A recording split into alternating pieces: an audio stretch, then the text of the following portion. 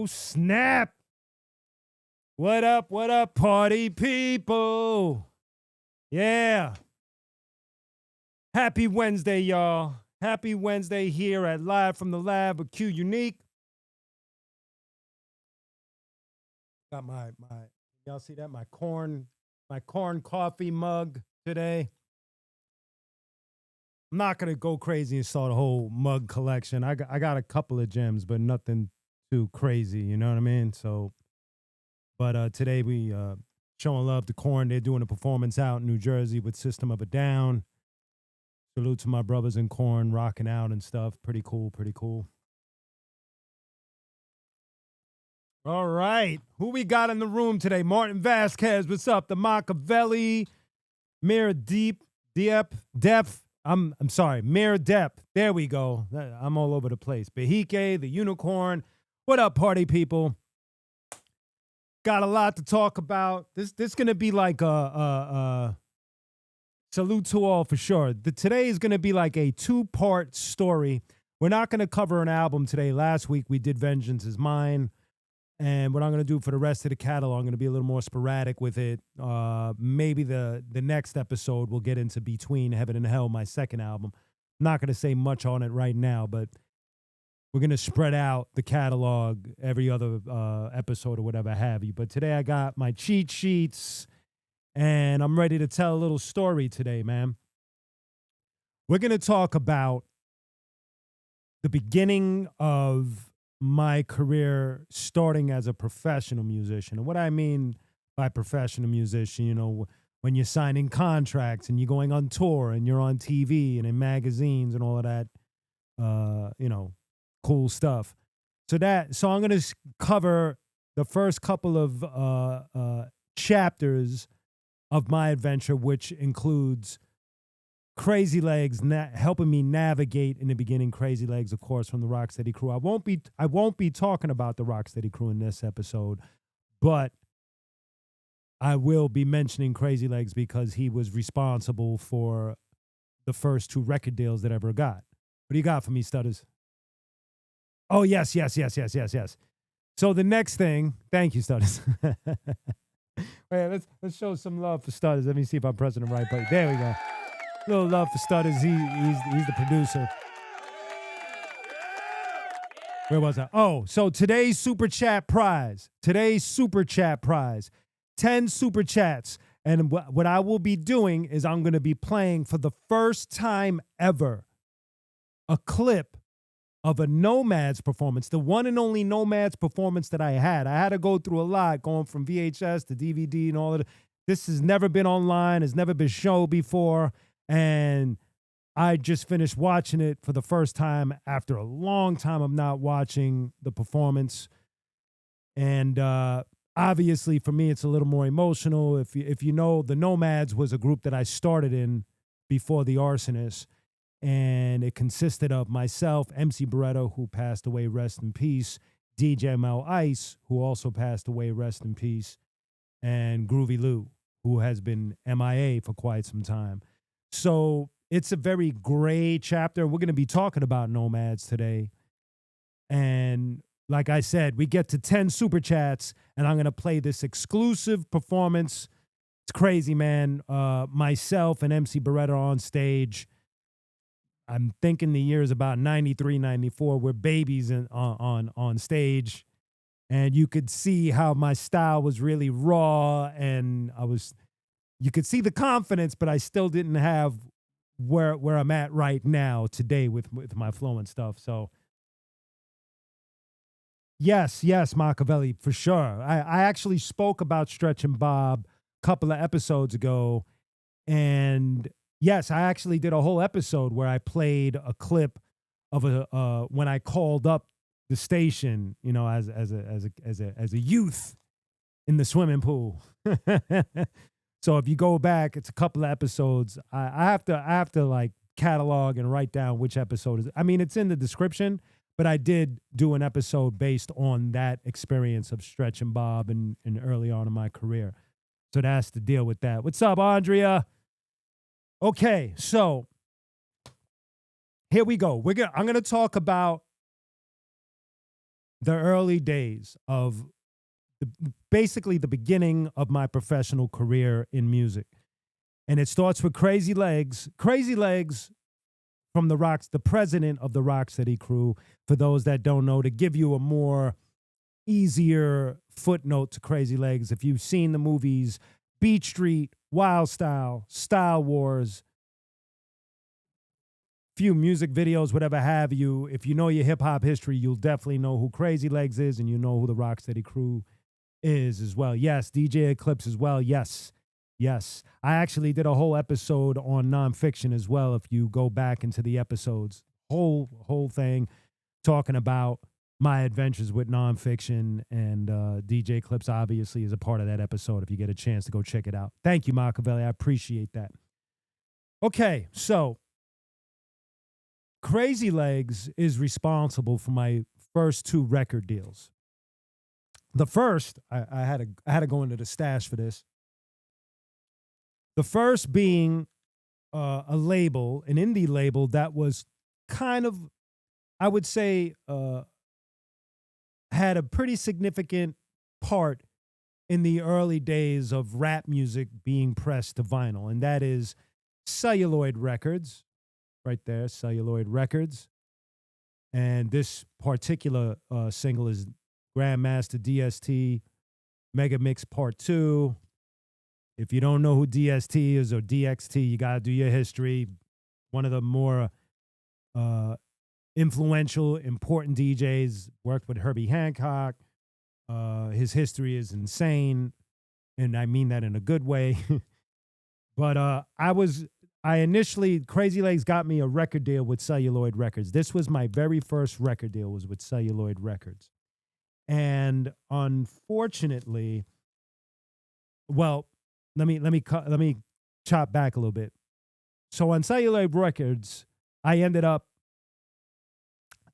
recording what would have been the very first qunique single.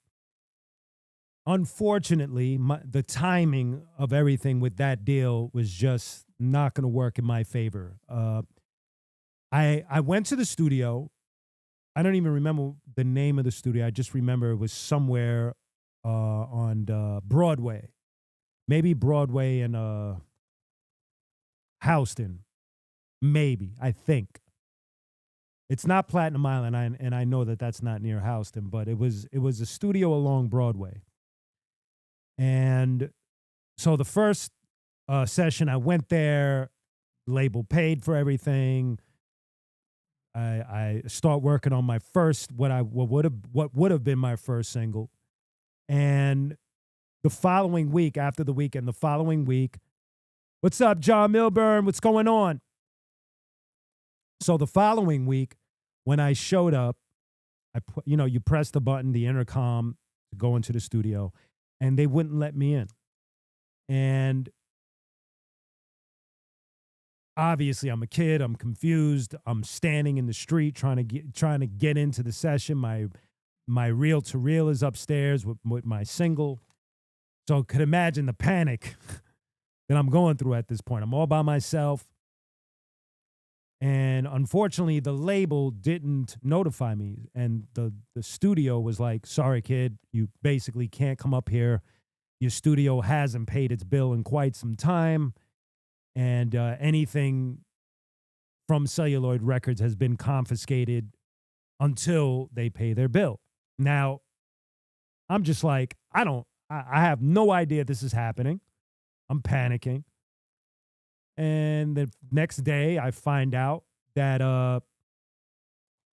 the label folded. So I hop on the train, go to Celluloid Records. The A&R is there. I wish I could remember his name because he was a cool dude. And the owner was nowhere to be found. And he didn't have good news for me. He was just more basically like, sorry, dude. Bills haven't been paid. We were going bankrupt. Taking you on was something that we were kind of nervous about. Not that I affected anything. I didn't even put out a song yet. I didn't shoot a video, nothing. It was just their whole recent past had caught up to them with them signing different artists and throwing them in the studio, not paying bills, not making money and whatever have you. So I was asked out, and what's crazy is I never got my reel back with what would have been the first qunique single. Man, I'm guessing when I told Legs, I guessed that he felt bad about it. He definitely felt bad about the situation. He got me a record deal.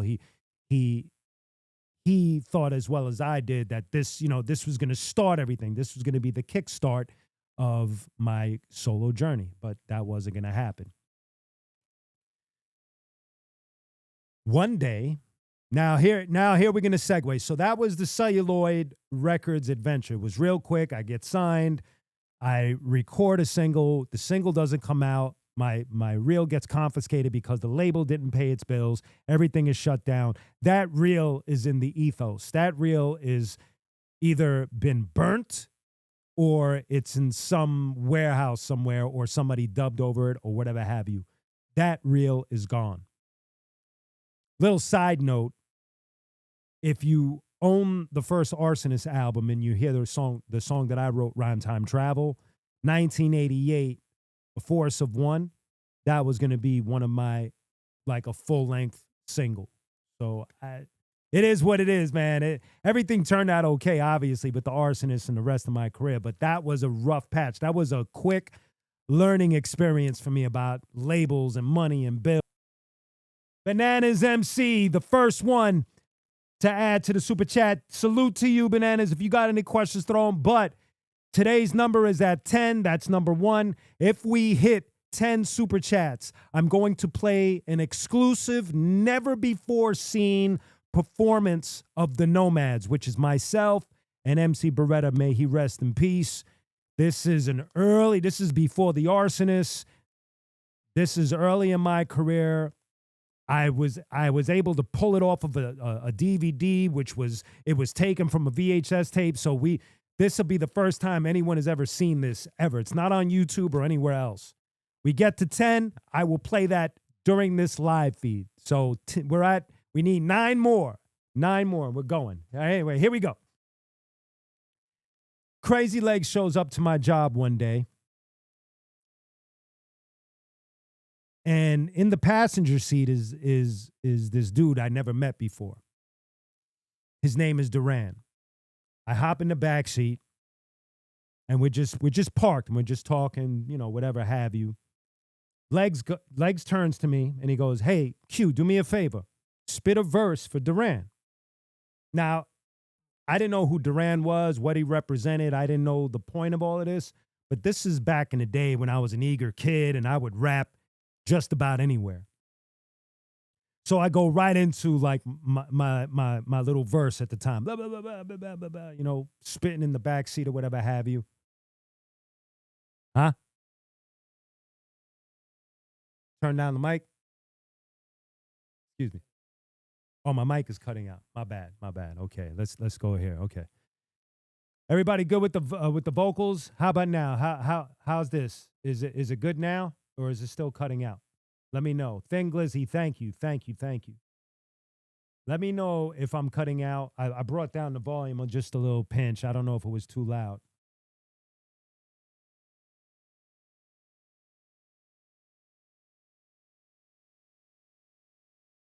Is it still cutting out?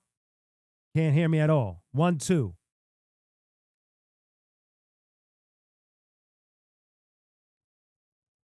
One, two, check. How's that sounding? Ladies and gentlemen? Are we good? Okay. All right. I'm getting like conflicting reviews here. Some people say they could see it or hear it. Some people, is it still cutting out, Stutters? 1, 2, check. 1, 2. Okay, thank you. Okay. I'm getting back to the story. I'm in the back seat. Duran, this dude I never met, Duran is in the passenger seat. Crazy Legs is in the driver's seat. He asks me to spit a verse for Duran. I spit a verse. After I'm finished, Duran turns around. He goes, "Yo, man, you're pretty good, man. That was solid, man." And he gives me a pound. Then he proceeds to say, you know, CNC Music Factory is looking for a new rapper. Now, for those that don't know who CNC Music Factory is, they had that big hit, Everybody Dance Now, bam, bam, bam, bam, bam, bam, you know, that group. Now, no disrespect to them, it just wasn't my cup of tea. That wasn't my style of music.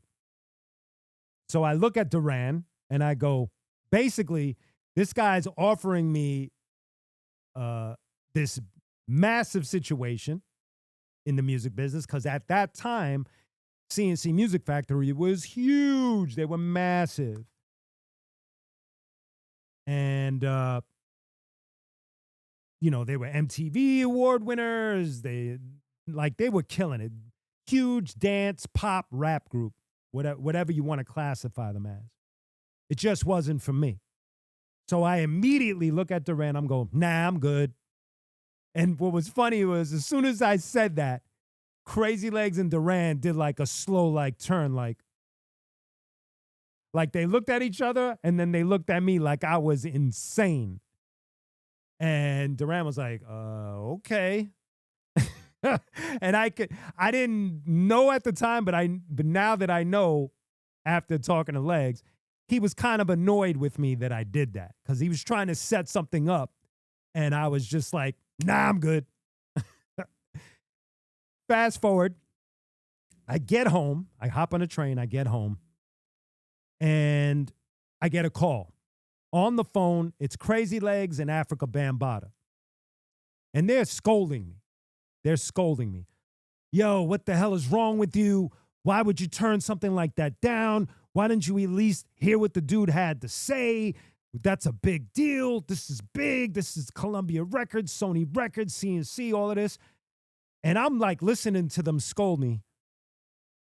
But at the same time, in my mind, I'm like, that's all good, but that's not what I'm looking for. Like, I was real locked in on my vision. Without an idea of how difficult it is navigating through the music industry during that time. So as they're scolding me, I get up the courage and I'm like, yo, check this out. Bam. To be totally honest with you, I just don't like all of that electronic shit. The phone goes quiet. And Bam is like, so what are you saying? You saying that you don't like Planet Rock? You don't like the Soul Sonic Force? Foot in mouth. I felt horrible. Wasn't even thinking. Totally forgot that was Bam. Bam is actually a pioneer in all of that electronic dance, like when it comes to hip hop and all of that. So I'm like, and so when he said that, I had her like backpedal. I was like, nah, that's not what I mean.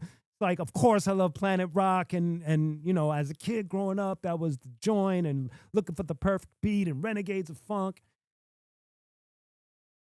And then Bam stops me and he's like, listen, you want to put out music. You want to be in the music industry, don't you? I'm like, yes. And he goes, so what do you have happening right now in your career that's stopping you from taking this deal? Nothing. I had nothing. I had nothing to respond with. And I basically said that I don't got nothing. And they both were like, well, maybe you should at least give this a shot. Maybe you should investigate what this is. I'm listening to the elders, man. So I show up. There was an audition. There was an audition at this place called SIR Studios in the city, Manhattan. Line down the block. All of these people that really wanted to be a part of CNC were like online. Like, they wanted in. And here I am on this line, and I'm kind of like lukewarm. Like, there's a part of me that's like, I understand what the elders were trying to tell me. I get it. But F that. I want to be qunique the way I envision qunique.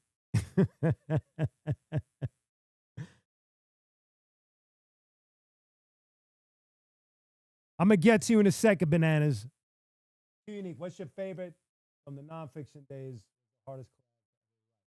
I never really struggled writing with them brothers, man, to be honest with you. And I'm not saying that in an egotistical way. And this is why. Every time I've collaborated with them, the motivation and the inspiration was at 1,000,000. Everybody in the room was like ready to go for it. I don't know if it was friendly competition or that just the chemistry was just golden. But every time I wrote a verse, whether it was 14 Years of Rap or Canarsie Brigade or so on and so forth, the Street Villains tapes, it was always go time. There was never a struggle. And I think everybody in the room felt the same way, that the energy was just really high. So I hope that answers your question. Welcome back, John Milburn.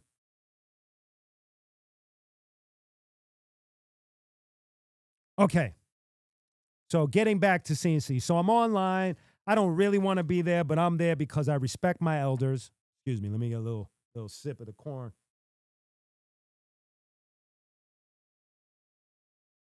Finally, oh, I forgot to mention, I'm not going to say the person's name,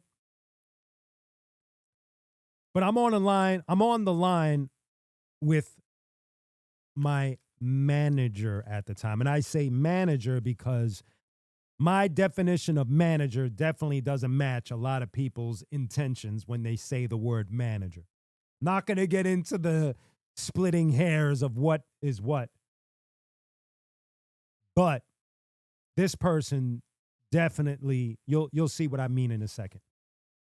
We get in the room, we get into this big room in SIR studio, rehearsal studio, whatever it was, and there's one of the C's, Rob Clavilles. I give him my instrumental. I have to perform a song, let him hear me. Now, they had already spoken about me. Duran had already went to Rob and I guess kind of put in a good word for me, but I didn't know this yet. I get on the stage, they press play, I go into my song, I'm going for it, my energy's up, whatever have you. He stops the song, and then he interviews me.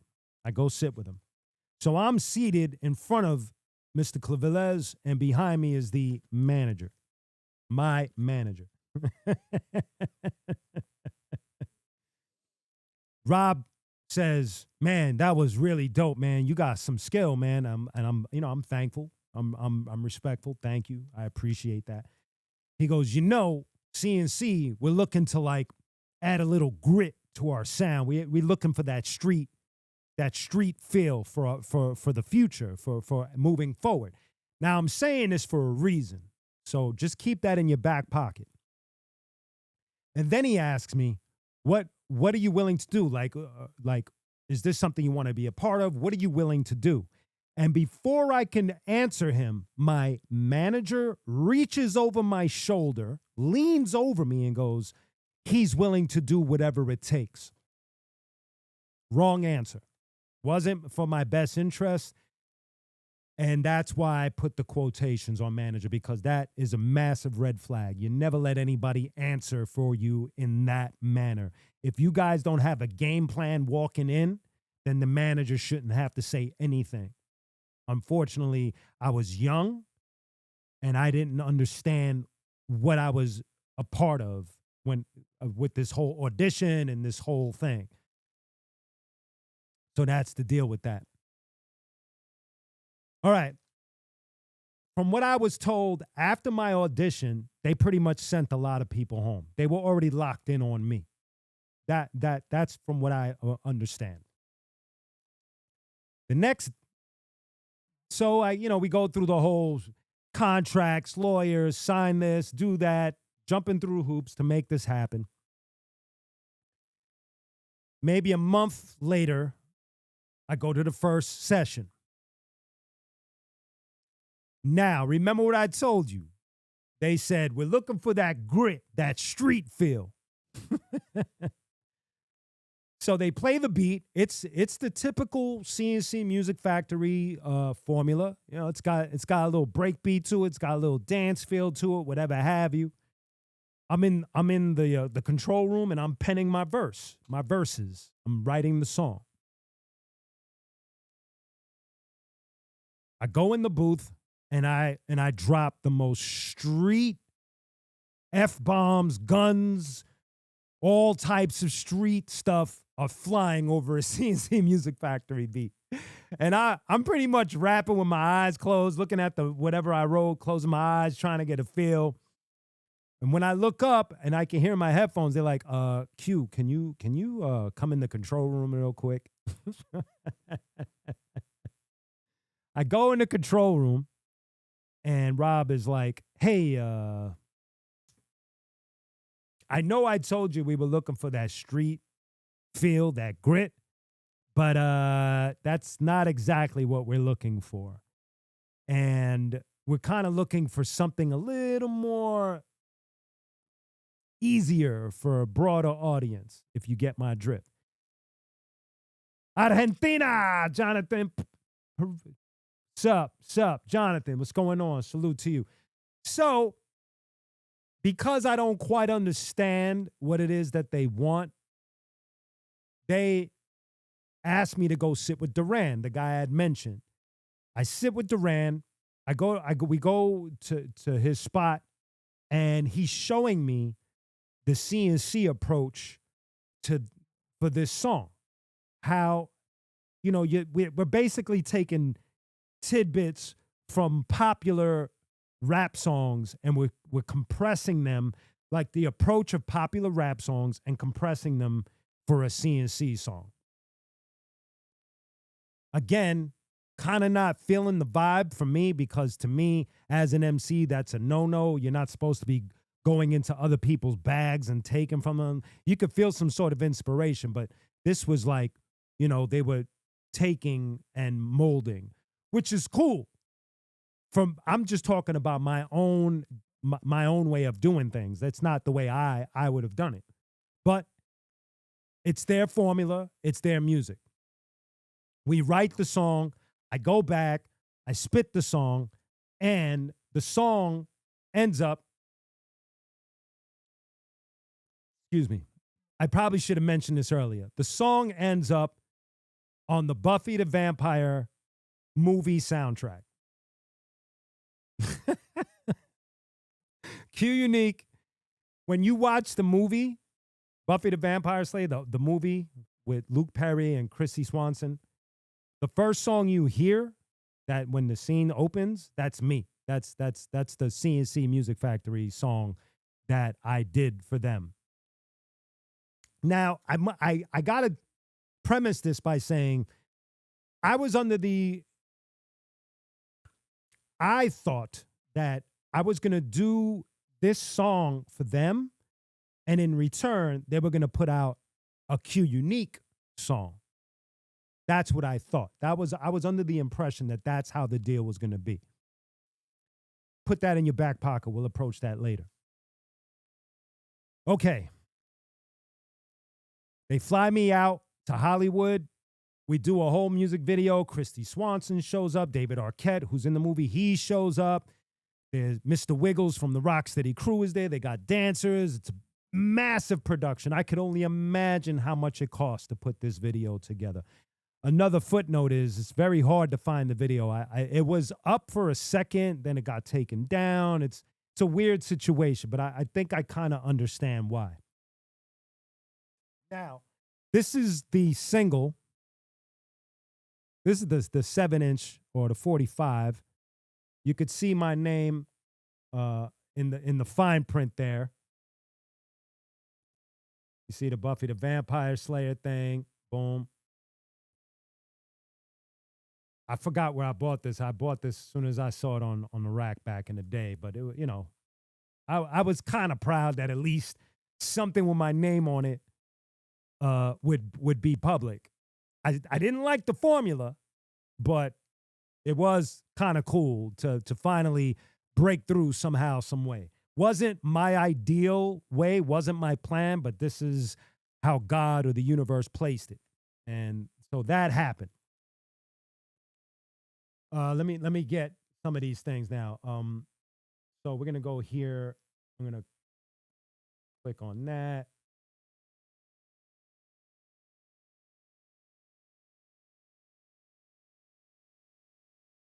Do this. Okay, so we're going to go to the desktop. I'm going to show you some of the stuff from the CNC stuff that I experienced. So here's as you could see, it says it right there, the top line. It says CNC Music Factory featuring qunique and Deborah Cooper.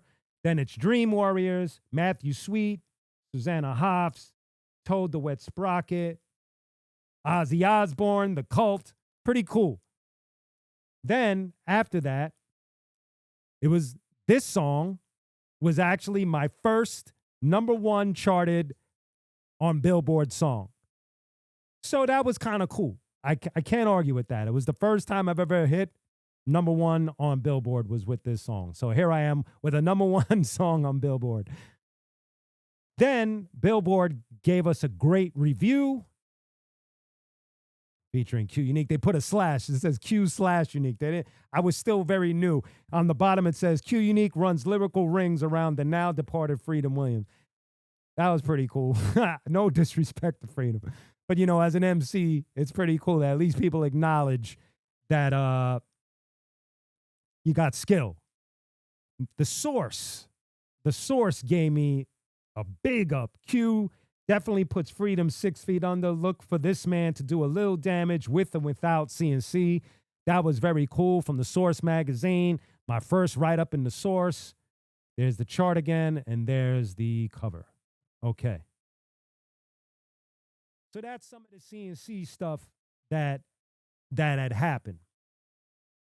Move some of this stuff out of the way. Now, unfortunately, oh wait, here's some photos. This is me performing with CNC, and I brought my Rocksteady brothers on stage. Really cool. You could see the Clavillis and Cole. This was at the Palladium in New York City. There's Mr. Wiggles. I see Crazy Legs in there, and I think that's Kid Freeze from Dynamic. Or yes, that's pretty cool. I made sure Rocksteady was a part of my adventure, man. I didn't want to go at it alone. Here's us backstage. There's my boy Tito G. May he rest in peace. There's Crazy Legs, myself, Mr. Wiggles, and Fast Feet. Fast Feet is very important to the story, so pay attention. That's Rocksteady crew backstage with me during a CNC Music Factory performance. Now, there are some highlights with the whole CNC thing, you know. For instance, it's the first time I went on tour. European tour, United States tour. So that was special. My first music video all over, being interviewed on BET, MTV. I'm basically going from the street into mainstream America. And even though I'm not breaking through as myself as qunique, the experience overall was just insane. I went from rapping in corners, now I'm on MTV, BET. I'm on some of the biggest stages in the world.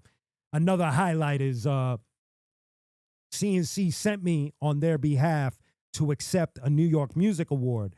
And when I sat down, in front of me, seated in front of me was Mary J. Blige, right? And I'm tripping. I'm like, oh my God, it's Mary J. Blige. And I say to myself, man, I want to see who else is here. And I turn around, and seated directly behind me is Roger Daltrey from The Who. And my brain almost exploded. That's the kind of level that these guys were on. And they allowed me for a small period of time to experience this.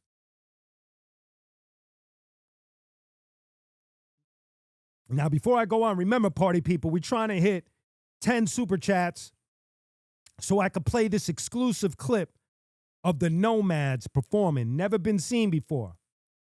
Let's get these super chats popping. I really want to play this clip for y'all. We're going to get into the Nomads next because this is a two-parter, this live.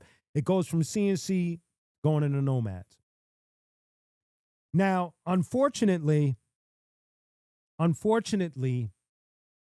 the CNC thing didn't end well.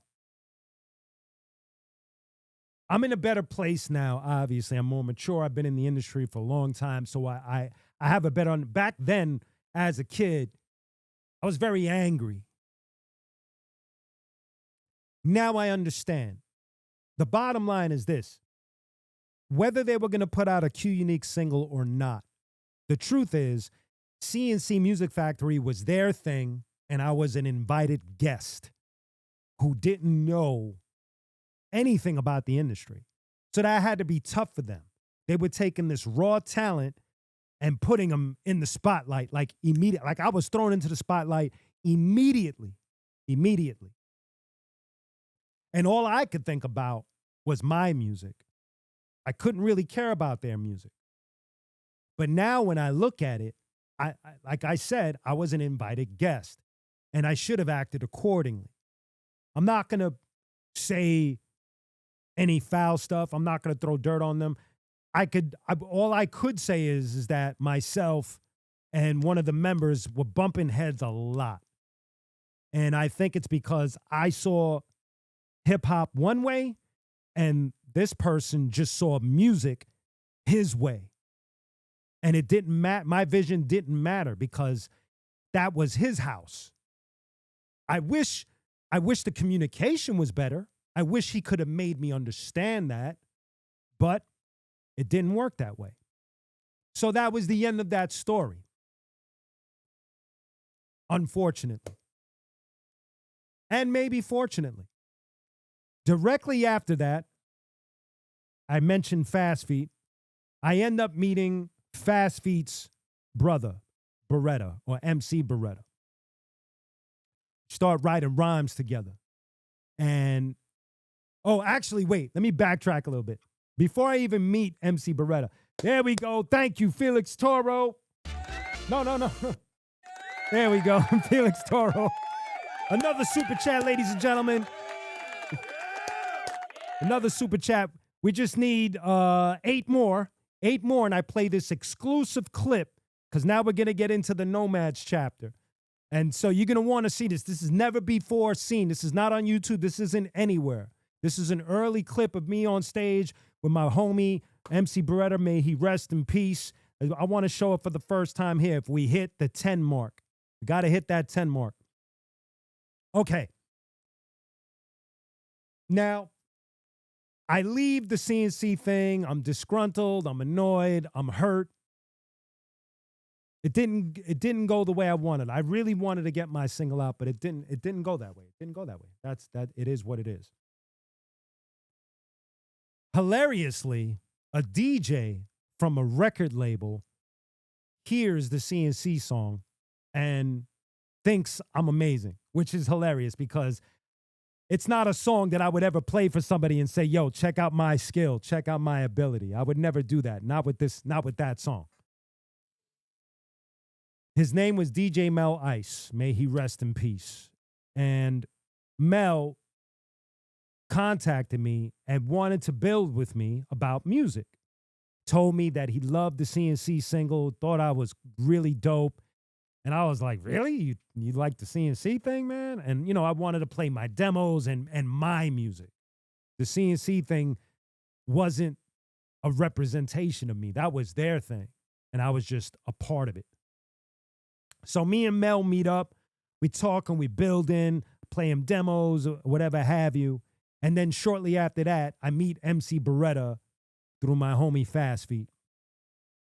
He and I start writing rhymes together. And we put together our group, the Nomads. Now we're on the Nomads chapter. This is what the super chats is for. You got to get to 10 super chats. Let's do it. All right, I got some Nomad stuff I'm going to show in a few seconds. Okay, let's get this ready.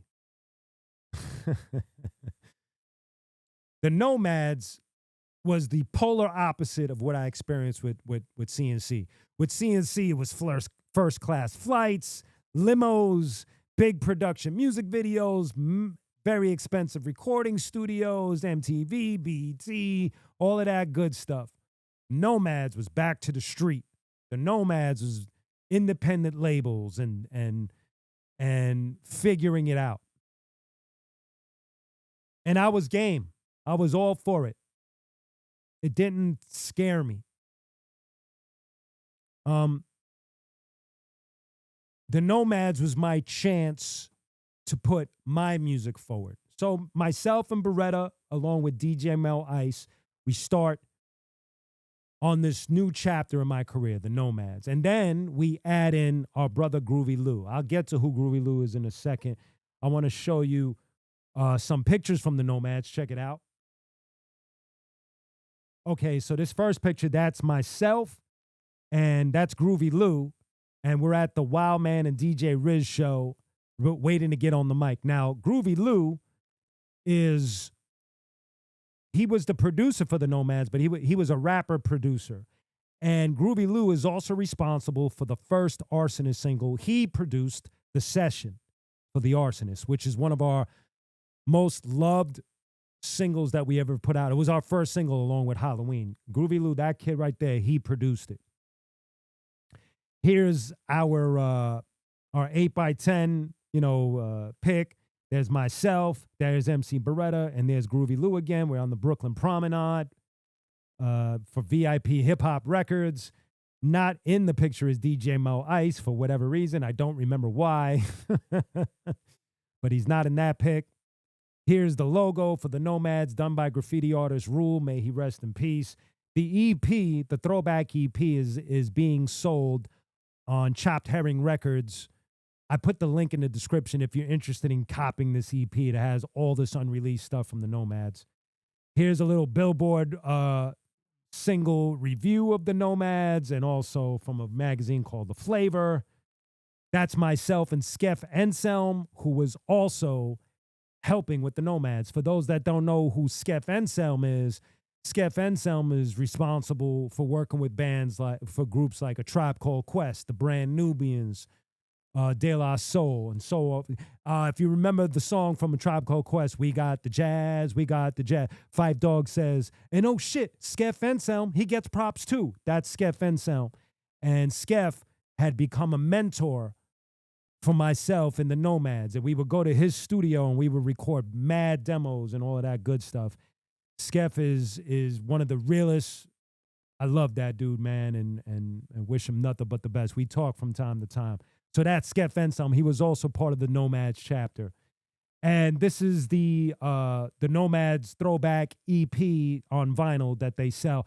All right, Behike. Thank you for that. We're getting closer to that super chat, ladies and gentlemen. Don't forget, we get into that. We only need 7 more super chats to get to that exclusive clip of the Nomads. So getting back to that, let's get back to my face.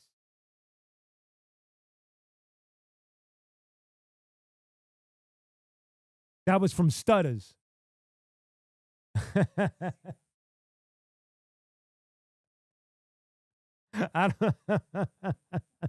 Sorry, man. I'm a little lost. You gotta write that down on. Oh, super chats have to be teal to be counted. Previous tips will still count. 7 super chats left. Okay, thank you for that, Stutters. I didn't realize that. So the super chats have to be teal to be counted, $5.99 and up. Okay, I got you. Thank you for that. All right, so everybody sees that. Like I said, we get up to 10 super chats. We're at 7, and I'm going to play that exclusive Nomads performance. We're talking about the Nomads now, my whole chapter with the Nomads.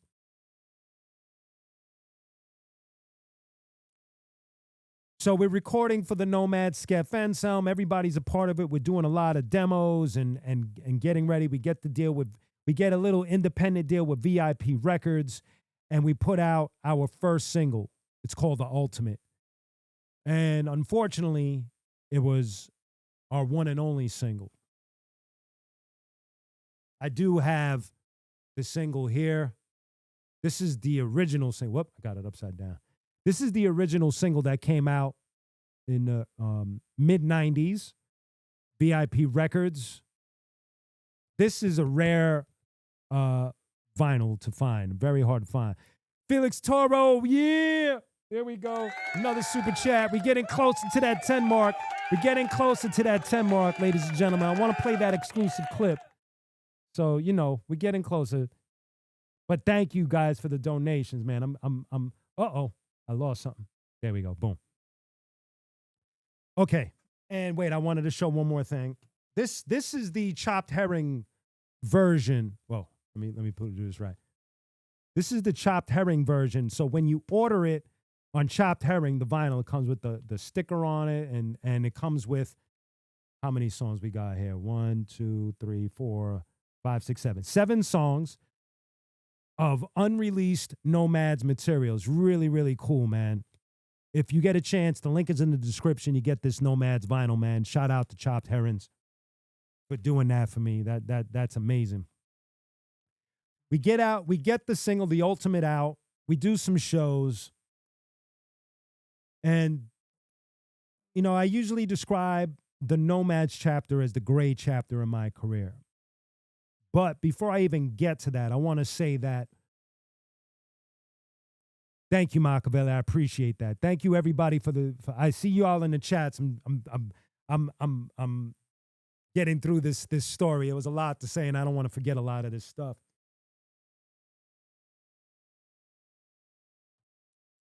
We get through. We put out a single, and we start working on other music. This is a highlight. I spoke about this in a short. The other series that I was doing, I got a story to tell. I do one about A Tribe Called Quest, and I'm going to reiterate. Yeah, the unicorn. Thank you. We're getting closer to that super chat, ladies and gentlemen. The 10, we're getting closer. I think we're at 6 now, right, ladies and gentlemen? Okay.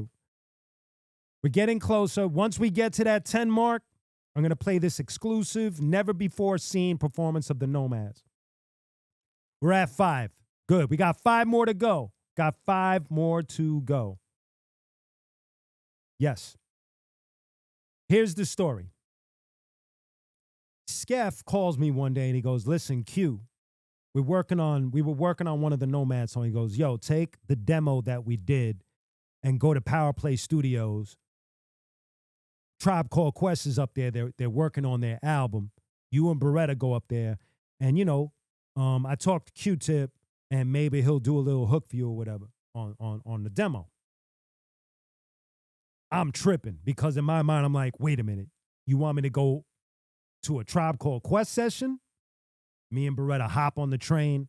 We get the Power Play. As soon as we get to the front door, the Fushnikins are hanging out in front of the studio. All 3 members. It was weird. It was like a precursor to what we were about to experience. This was one of the most hip-hop adventures I've ever been on in my life. We get to the front of the stage, there's the Fushnikins. Me and Beretta looking at each other, keeping ourselves composed, not tripping, like, yo. We get in the elevator, go upstairs, walk in. First person we see is Bob Power. For those that don't know who Bob Power is one of the most sought-after engineers in that era, that beautiful era of hip-hop. He's worked with A Tribe Called Quest. He's worked with, I believe, De La Soul, The Roots. Like, he was the man. He was one of the top engineers of that time. In the studio, Q-Tip, Fife, Ali, Pastanus, and Busta Rhymes. Myself and Beretta. Me and Beretta. What's up, Graham? Salute to you, baby. Welcome. Me and Beretta are looking at each other. We can't believe what we're seeing. It's like some of the greatest rappers of all time are right in the room, and we're in the room with them. I'm getting emotional. It was a beautiful moment. Those that know, imagine you're going into a studio session.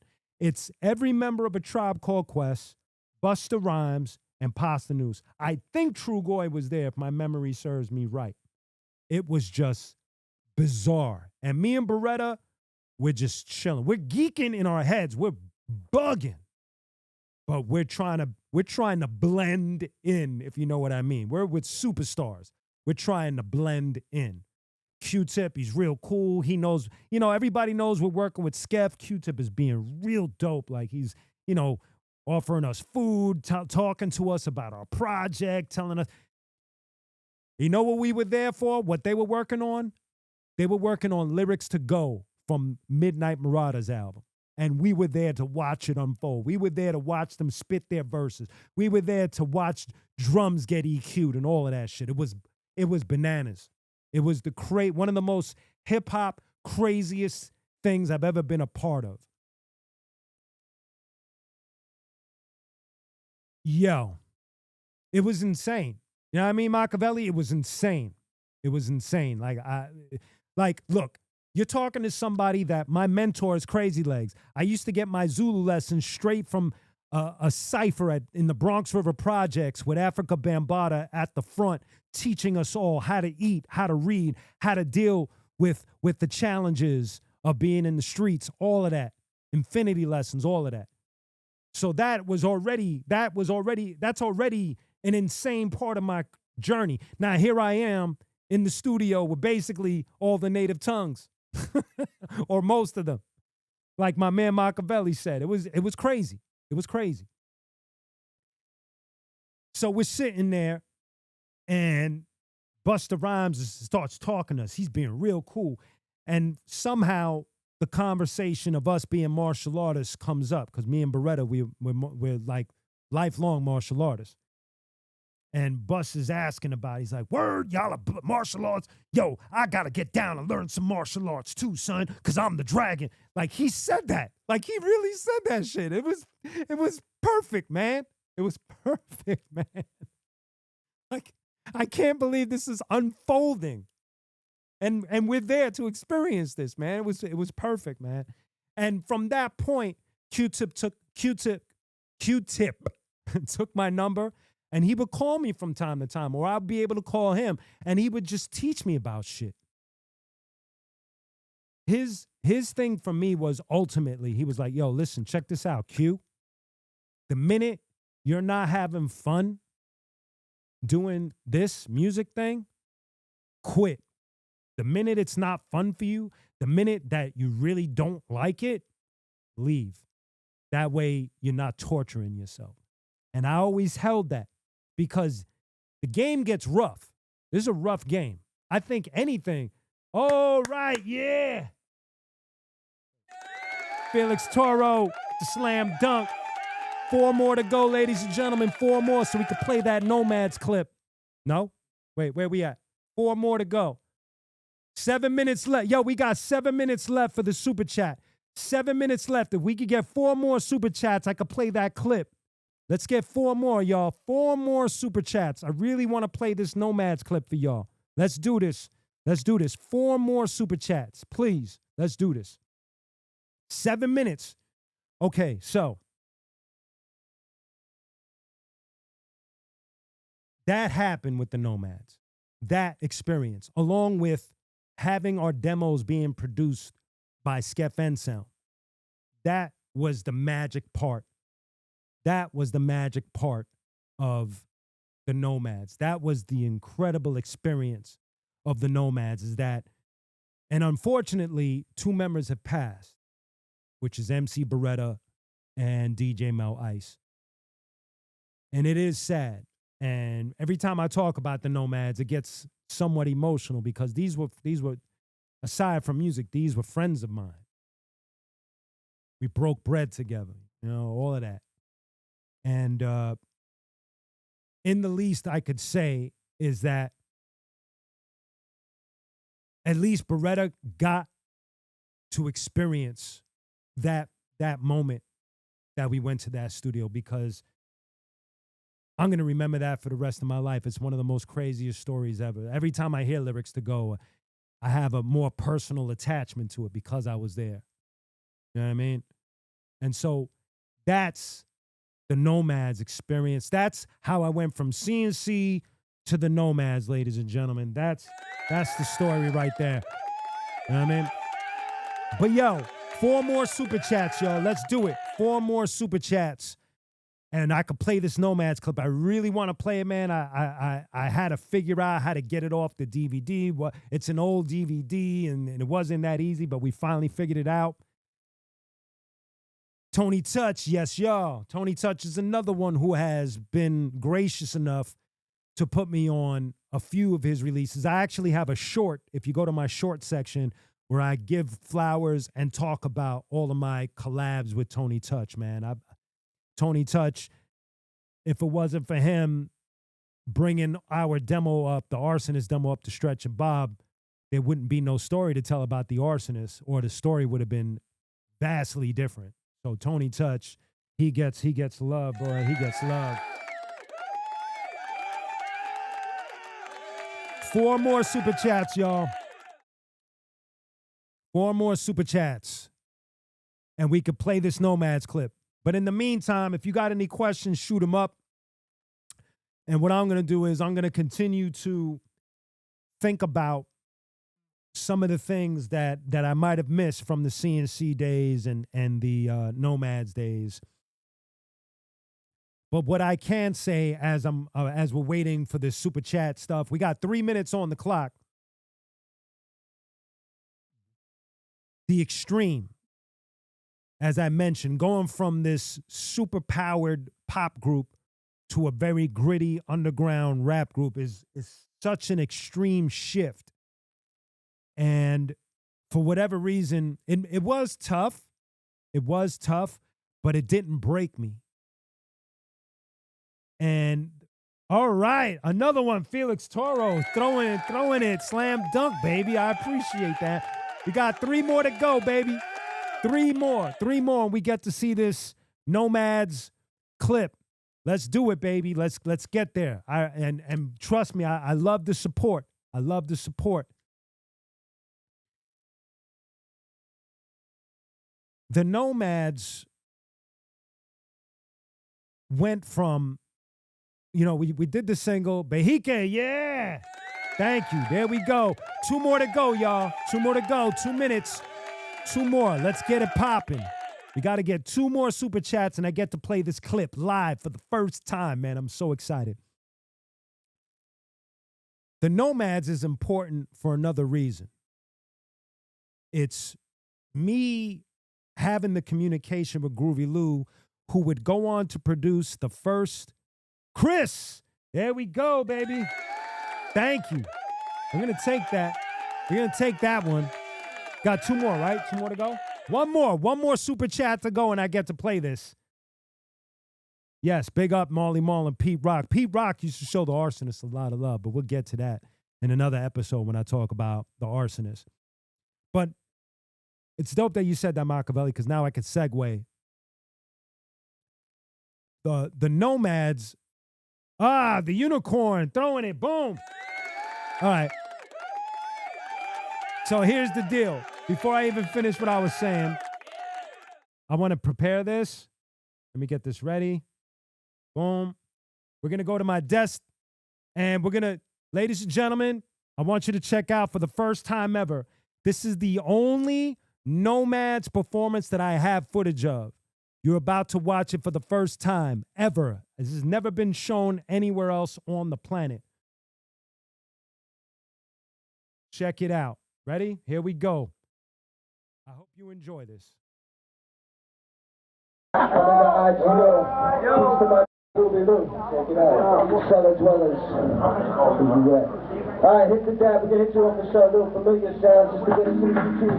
Check it out, check it out. We don't do the routine, you know what I'm saying? We representing Brooklyn now, we representing Brooklyn. Motherfucker, we represent all of New York shit. Hold up, I'm saying Nomads. Oh, we get it together like this. We call this one mental death. And it go like this. Let's go this, check this out. Oh, shit!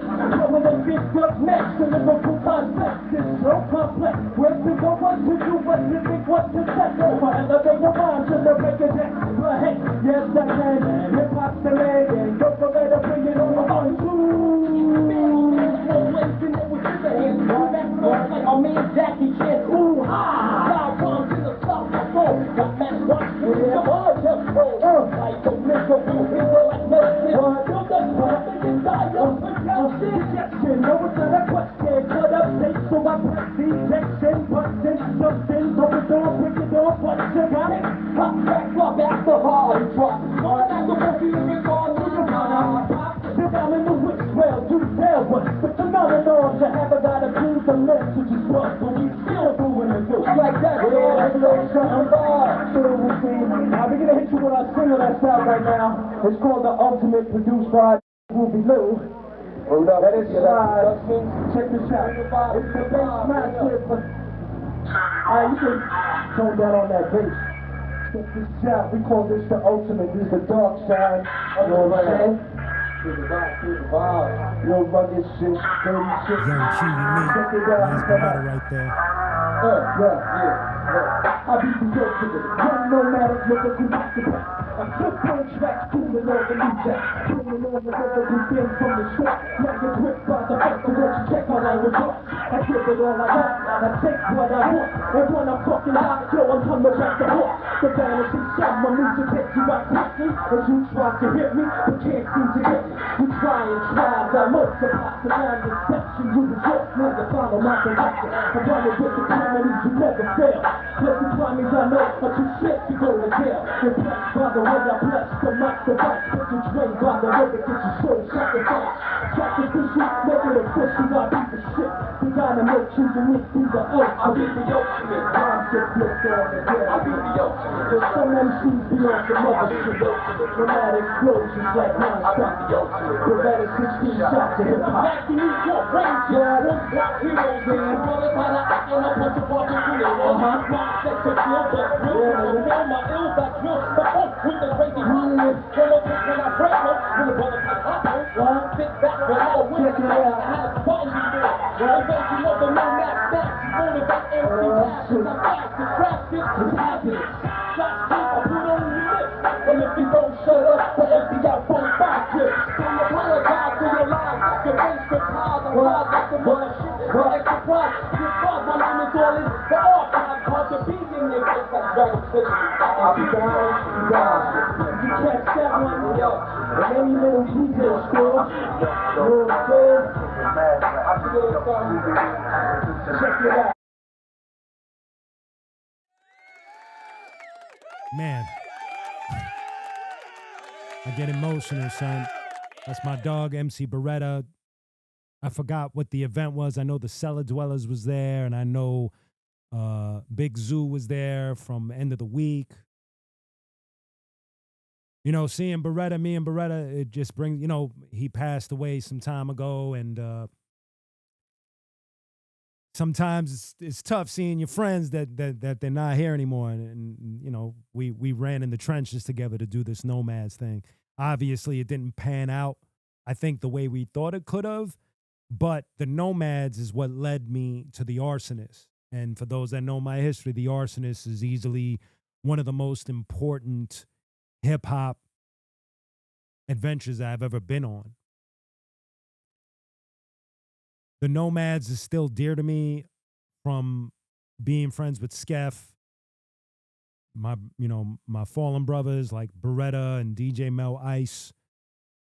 Coincidentally, DJ Mel Ice was also the DJ for King's Son and Groovy Lou, who I haven't seen in God knows how long. I'm not sure if he's alive. I'm not sure where he's at, if he is. That's how removed from the scene he's been. Like, he's just upped and vanished. And if he is out there, I would love to hear from him. It's a very gray, very sensitive chapter for me, but nonetheless, it was an important chapter. It was part of my growth. It blessed me with some of the most incredible experiences I've ever had, and I made some of the most incredible friends in my life. That was my story from CNC to the Nomads, ladies and gentlemen. I hope you enjoyed this chapter. I wanted to start with something that started early. I will get into episodes about the Rocksteady crew, me being a member of the Rocksteady crew. I will get into stories about the Arsonist. I did already speak about nonfiction. And I will also be getting into other albums from my catalog. We already did an episode on Vengeance is Mine, so you'll have to go back on that. But I'll be moving forward with the other albums as well and breaking them down and how these things got put together. Anyway, thank you for watching the clip. Thank you for the super chats and all of that good stuff. I don't know what's going on in my production staff. But ladies and gentlemen, it's come that time. I'm going to get into the booth. And before I get into the booth, what I want to do is I want to remind people that this past weekend was the 26th anniversary of the first Arsonist album, As the World Burns. And so in that, what I would like to do today is perform something from off that album. Yes, sir. Machiavelli coming with all the correctness. Yes, sir. Thank you for that, baby. I appreciate that. I want to perform something in honor of celebrating the anniversary of the first Arsonist album, As the World Burns. Let me get the beat going. So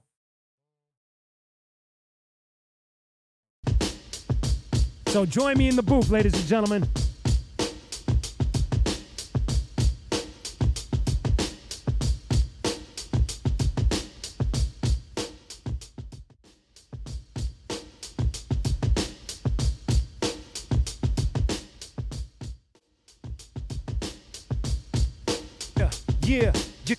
Yeah.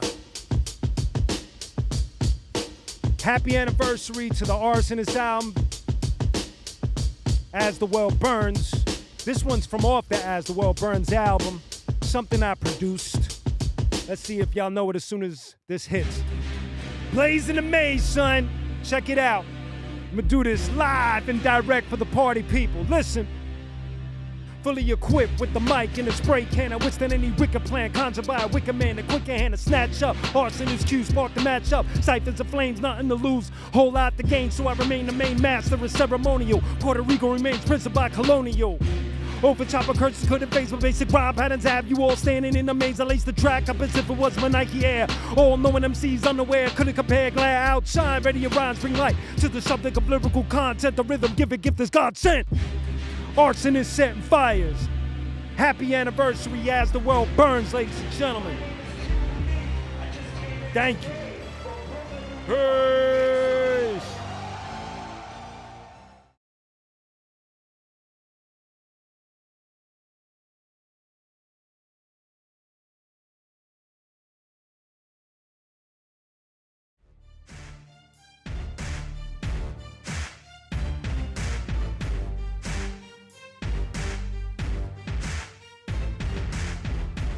Yes, sir.